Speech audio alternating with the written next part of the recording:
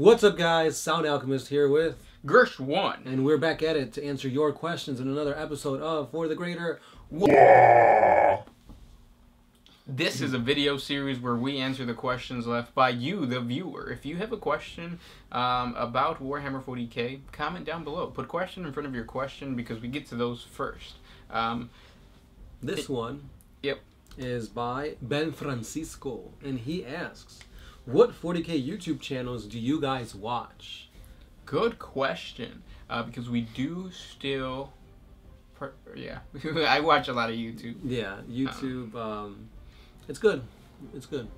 Yes. So, my favorite YouTube Warhammer 40K channel has to be Ian Wyatt. So this is it's a YouTube channel dedicated to, like, the guy creates his own orky goodness, and you need to check him out. I will try to put a link, or we will put a link down in the description. But basically, he creates, like, enormous stampas all on his own, like from scratch. Ooh. He creates some amazing war bikers. He creates some amazing... Oh, he created this, like, giant orky ship out of plasticard, and I just like coming home and, like, you know, finding out that he posted a new update to one of his projects, and you get to see at some point, if I ever get enough money, I am gonna, like, try to contact him and, like, reach out and say, hey, can you build something for me? Because anything that he makes looks amazing. So if you have not checked out his channel, please do so. Tell him One Mind Syndicate sent you over there just for fun. But his name is Ian Wyatt, so it's IAN space WYATT. Yes. Yeah. WYATT. Yeah. Good guy. I'm just going to name off a list of guys I watch. Oh, well, I don't know him. I don't know him personally, so, like, I've never talked to him or anything. So, okay. So I don't know if he's a good guy. He might be bad. He might be bad. Yeah, okay. Great guy, bad guy. Good channel. There you go. Great content. There you go. There you go. There you go. So I watch Mini War Gaming for sure. That's probably what kept me going after that, like, gap we had after 5th edition. Mm-hmm. Yeah, and then after Mini War Gaming, it's Tabletop Tactics, Geeks 40K, what's that one guy? Winter's SEO, Striking Scorpion. So you do a lot of battle report. Yeah, battle report stuff. That's what I like. Well, I don't really like watching the whole battle report. I'm mainly looking at their army composition. So, like, the first, like, 15 minutes of the video, I'm really into it. And then once they actually start playing, I, like, start working on my lore or painting, stuff like that. Yeah, so check those guys out, the ones that he mentioned. Let them know that One Mind Syndicate sent you guys. But I'm pretty sure you guys know most of those guys, right? Yeah. They're pretty big YouTubers. Pretty big. Yep. Next question comes from... Oh, shit, I don't know how to pronounce that because those are not letters that I understand. So, I'm just going to say K. Can Dark Elves worship other Chaos Gods to protect their souls from Slaanesh? Or Chaos Gods... Or do Chaos Gods have a deal so all souls of their kind go directly to Slaanesh? That's a good question.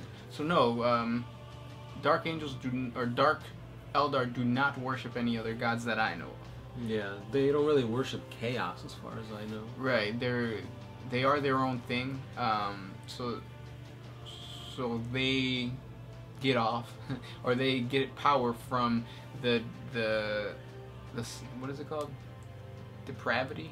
Yeah, from, like, pain and all that stuff. Yeah, the suffering of others. There you go. So not so much like plague, intelligence, and Tzeentch, Nurgle, nothing like that, no. Next question. This one's by Pontificus Maximus. If Pepe was a chaos god, as it appears he is fast becoming in our universe, would you guys worship him by posting dank memes that cleverly point out flaws in the Imperium? Maybe. I think so. I mean, Pepe's been redrawn as many things, and a Chaos God is definitely one that I want to see. Yeah. So if you guys got fan art of Pepe, please send it to our Facebook page. Next question comes from Hayden Montgomery. If the orcs believe red makes you go faster, and then see a red space marine or chaos space marine, would he move faster because they believe he will? No. So it only works for the orc-controlled device. Same thing goes with their weapons. So, like, a Luda is a really powerful weapon, and it's just incredible in terms of like their firepower. So if a human tries to take a Ludo weapon and tries to fire it, it's not gonna work. Yeah, it's like how do I put it?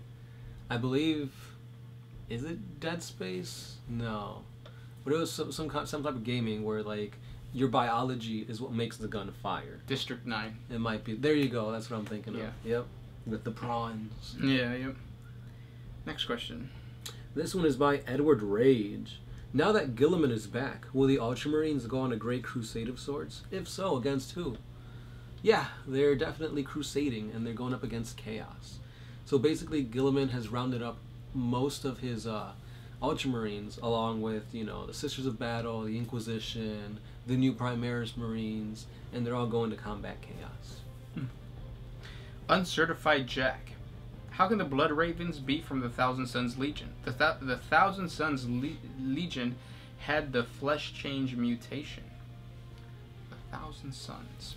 That's a good question. Wait, are the Thousand Sons Magnus? Yeah. Okay, so the way that the Blood Angels might be that is Blood Ravens. Blood Ravens. Sorry, yeah, Blood Ravens is because when the whole situation happened with Magnus the Red being attacked by Leman Russ, he had a fleet in like I think the eastern part of the galaxy, and that fleet was loyalist to the Emperor because Magnus has always been loyalist. Right. And then so they were not there to experience Magnus the Red succumbing to Tzeentch, right? Essentially, yeah. Yeah. So that whole everything that happened because of Tzeentch did not happen to that fleet that was right away. Basically, the battle at Prospero only affected the Marines that were there. You know, obviously when Magnus's back was broken and he was like, all right, Tzeentch, help a brother out, he kind of excluded those guys that were off to the corner. So. Yep. This one's by Eli Vasquez. If the Tau are so inept at melee combat, why don't they create melee-focused battlesuits instead of relying on Kroot or on firepower? If they have the tech and ability, why don't they do this? They do. Yeah, there's a few suits that are made specifically for close combat, or at least mid to close combat, and those are the hazard suits from Forge World. They're meant to be pretty maneuverable. They go into close combat and then they get come back out.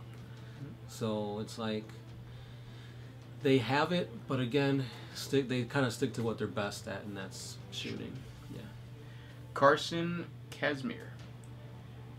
Who could play the Emperor in a movie or any other 18 known Primarchs? We took way too much time answering this yesterday. Yeah, if you want to see that, head on over to the previous For the Greater Wall on 30K Movies. Yep. Next question. This one is by Big Mac 1C. What up? Can the Primaris be cloned and created again since they were just created in a lab? Just minus all the lab experiments? So yes, and I think that is how the rest of the chapters are going to get Primaris Marines. Yeah, they're just going to, instead of recruit, they're just going to make them. Yeah. Kind of like sea monkeys. Yes. No, but a Primaris Marine still needs to be... Is a Primaris Marine, like, completely gene lab, or do you still need to have neophytes? That's a good question. I thought it was completely gene created. Because you could implant this gene to regular Space Marines and make them Primaris.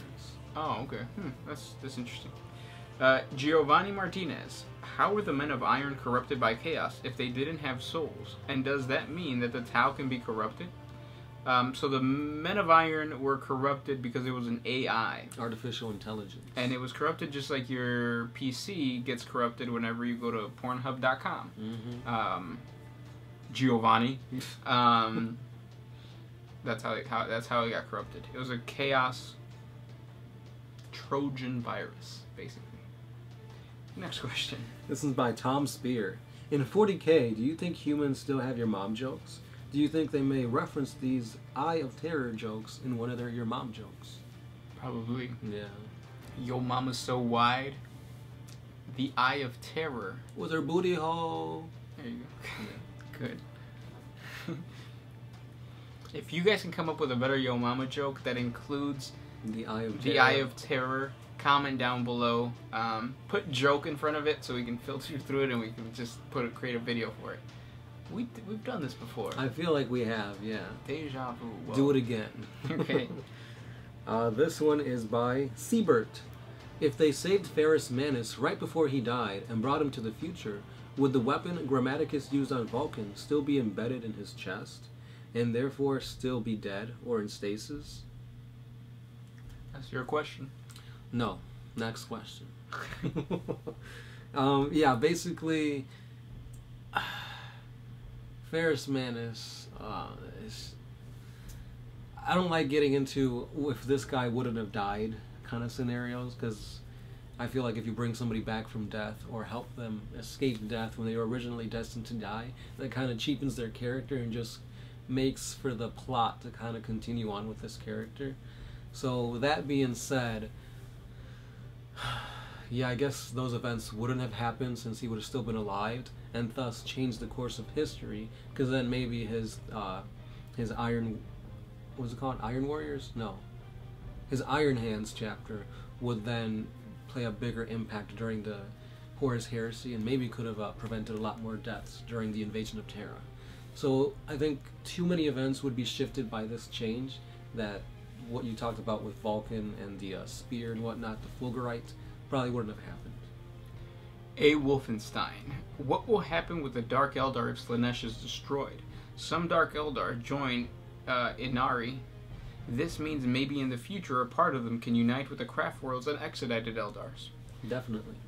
Yeah, so if Slaanesh is gone, the Dark Eldar will continue to be their like evil selves. So I don't think that's ever gonna go away. Right. They still have more agendas than the total I guess agenda of like the Inari. Right. If that makes sense.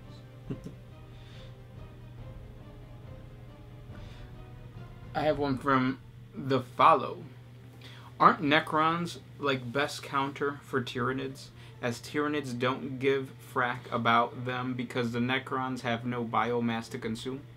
And could some race, maybe Eldar, try to speed up Necron awakening so that they can stop the Tyranid process? No, the Eldar would never speed up the Necron awakening because the Necron and the Eldar are like enemies. And then so are they the best counter? Yeah, we've talked about this before.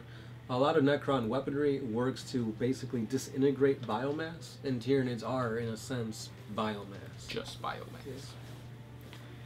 Yeah. And those were the questions for this week. Thank you guys so much for sending those questions our way, and if you have more questions, please comment down below. Always hit us up with more awesome stuff on our social media sites. We do have a Facebook, an Instagram, a Twitter, and a Patreon page. So talk to us there if you guys want to, or comment below, and we'll answer these questions next week. As always, I'm the Sound Alchemist. Gershwan. We're One Mind Syndicate, and we're out of here.